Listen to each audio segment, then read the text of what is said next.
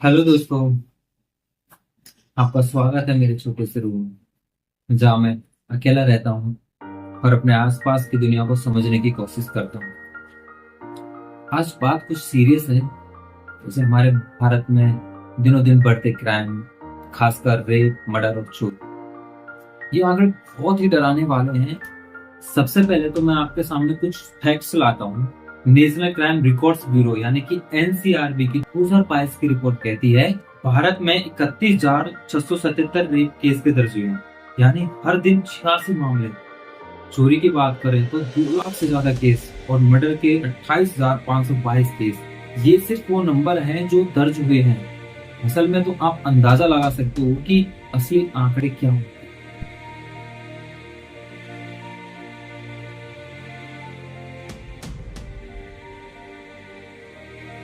जब मैं मेरे रूम की खिड़की के पास जाता हूँ तो ऐसा लगता है कि ये सब ना कहीं मेरे आसपास ही हो रहा है।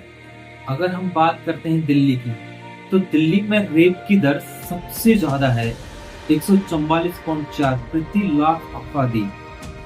और बात अगर हम यूपी की करते हैं तो सबसे ज्यादा एफआईआर यूपी में दर्ज होती है। ये सिर्फ आंकड़े नहीं है, इनके पीछे पता नहीं कितने घर बर्बाद हुए, कितनों की जिंदगी बर्बाद हुई।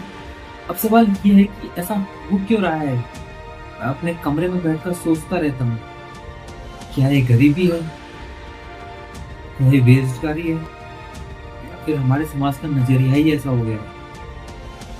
और सबसे ज्यादा चौंकाने वाली बात तो ये है कि जो रेप के जितने भी केसेस होते हैं उसमें 89% केस तो ऐसे होते हैं जिसमें जो अपराधी होता है वो पीड़िता का जान पहचान का होता है। या तो वो उसका कोई रिश्तेदार है, या फिर गांव का है, या पड़ोस का है, या फिर उसका कोई दोस्त है। ये सब देख के डर लगता है कि खतरा कहीं बाहर से नहीं आ रहा है, खतरा कहीं ना कहीं हमारे बीच में ही है। चोरी और मर्डर में भी सेम हालात है। बेरोजगारी बढ़ रही है, युवा हताश है, उनका गुस्सा हिंसा में बदल रहा है। लेकिन क्या सिर्फ अपराधियों को सजा देने से ऐसे मामले रुक जाएंगे? मुझे नहीं लगता। मुझे लगता है कि आपको भी बदलना पड़ेगा, मुझे भी बदलना पड़ेगा। हमें हमारे आसपास के इन्वायरमेंटल को बदलना पड़ेगा और ऐसी घटनाओं को जड़ से खत्म करना होगा। मैंने मेरे रूम में एक नोट लिख रखा है जिसपे लिखा हुआ है, बदलाव हमसे शुरू होता है। मैं अकेला हूँ, पर मैं सोचता हूँ कि छोटे छोटे बदलाव तो मैं कर सकता हूँ। बदलाव के छोटे छोटे कदम तो मैं उठा सकता हूँ, जैसे हमारे आसपास की औरतों की इज्जत करना। अगर हमारे सामने कोई गलत हो रहा है तो उसे देखकर चुप ना रहना, पुलिस में कंप्लेंट करने की हिम्मत रखना। ऐसा करने से कहीं ना कहीं तो मैं कुछ बदलाव ला सकता हूँ। अगर ऐसा मैं कर रहा हूँ तो उम्मीद करता हूँ कि आप लोगों को भी ऐसा ही करना चाहिए। आप लोगों को भी अपने आसपास के माहौल को इस तरह डेवलप कर लेना चाहिए।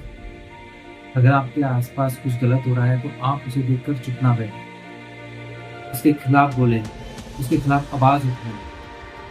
हम मिलकर जितना बुराई को कम करेंगे उतना ही अच्छा रहेगा हमारे लिए, हमारे आने वाली पीढ़ी के लिए। अगर बुराई इसी तरह हावी होती रही, आपको, हमको, हमारे आने वाली पीढ़ी को कोई नहीं बचा सकता। कई बार ये देखने को मिलता है कि जो पुलिस हमें प्रोटेक्ट करती है वो भी ऐसे मामलों में शामिल है। इसलिए सरकार को पुलिस की ट्रेनिंग को और ज्यादा बेहतर कर देना चाहिए, क्योंकि जो हमें प्रोटेक्ट करता है अगर वही ऐसे मामलों में शामिल रहा तो फिर हमें उम्मीद किससे रहेगी? हमारी उम्मीद तो शुरू होने से पहले ही खत्म हो जाएगी। इसके लिए आप भी जागरूक बनो, अपने आसपास के लोगों को जागरूक रहने के लिए बोलो। इसलिए हम सबको जागरूक होना पड़ेगा। हमें हमारे माँ बाप, भाई बहन सबको इस बारे में बताना पड़ेगा, तभी इस बुराई का साया हम सबसे हट पाएगा। वरना चारों तरफ अंधकार ही अंधकार है और आगे भी अंधकार बना रहेगा। जागो और बदलो अपने देश। सोते रहोगे तो कभी नींद से उठ नहीं पाओ। जय हिंद, जय भारत। राम।